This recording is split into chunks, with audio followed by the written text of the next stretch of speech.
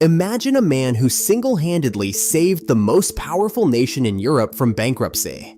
A man who created so much wealth that his country became the richest in the world, almost overnight. A man who was so powerful, he was practically king. Now imagine that same man just a few years later, fleeing in disguise with nothing but the clothes on his back, hunted by the very people who once worshipped him.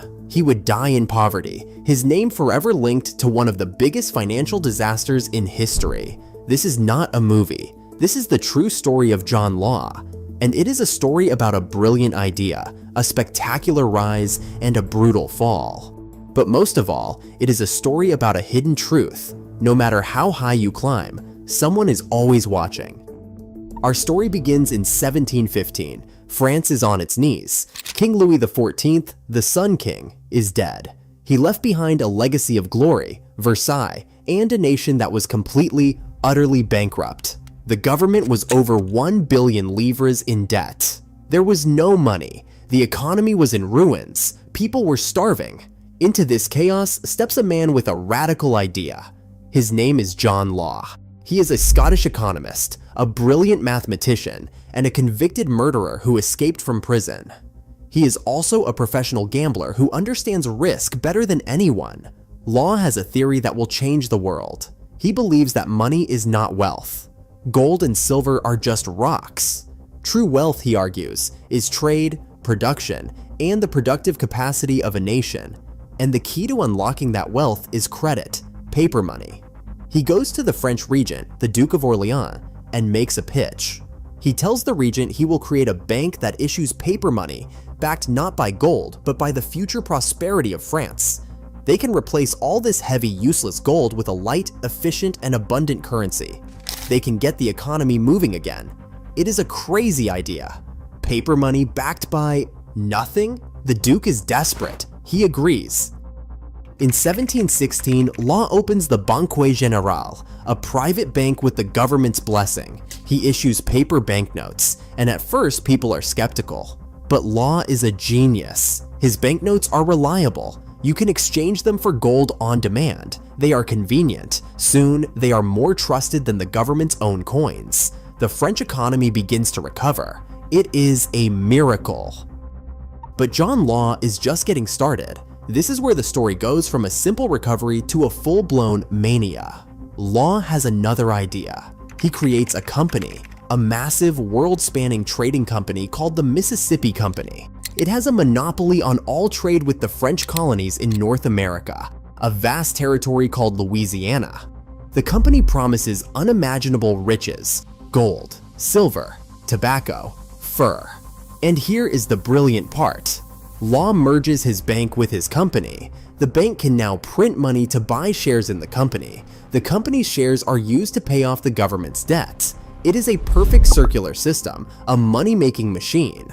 Shares in the Mississippi Company go on sale in 1719. The price is 500 livres, but you do not need cash to buy them. You can use government bonds, which are trading at a huge discount. It is a bargain. And then the mania begins. The share price explodes. 500 livres becomes 1,000, then 2,000, then 5,000. By the end of 1719, it hits 10,000 livres, a 2,000% increase in less than a year. Everyone in France gets rich. Butchers, bakers, servants.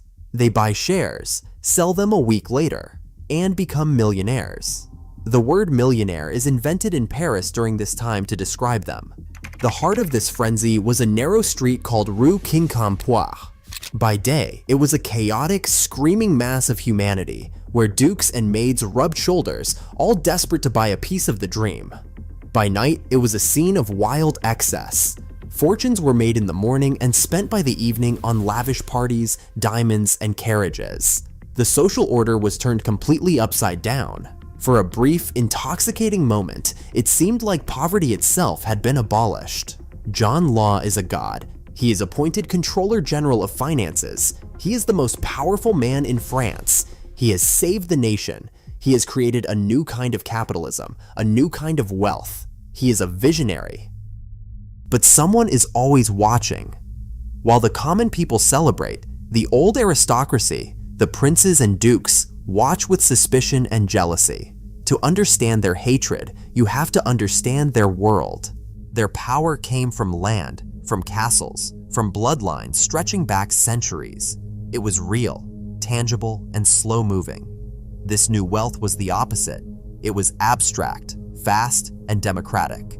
It was just paper, created out of thin air by a Scottish outsider.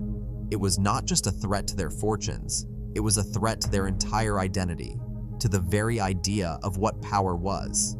And one of them decides to act. His name is the Prince de Conti. He is a powerful, arrogant aristocrat.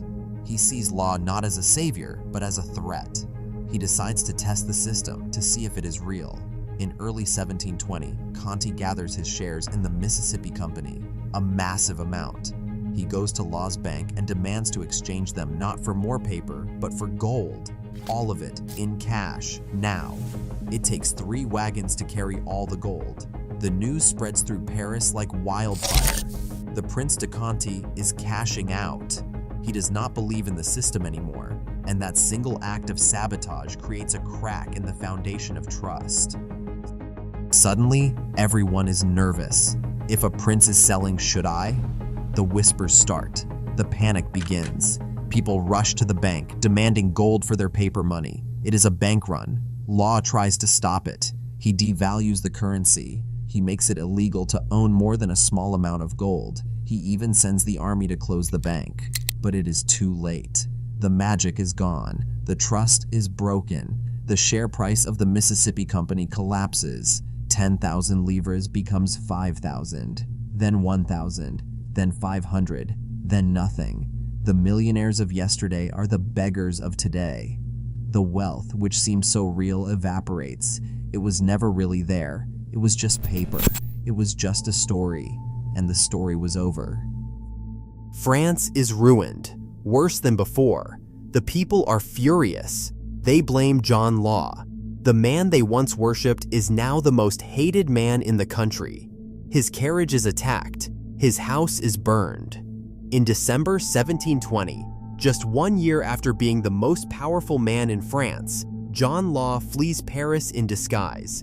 He escapes to Brussels, then to Venice. He tries to rebuild his fortune, but his luck is gone. He dies in poverty in 1729 from pneumonia.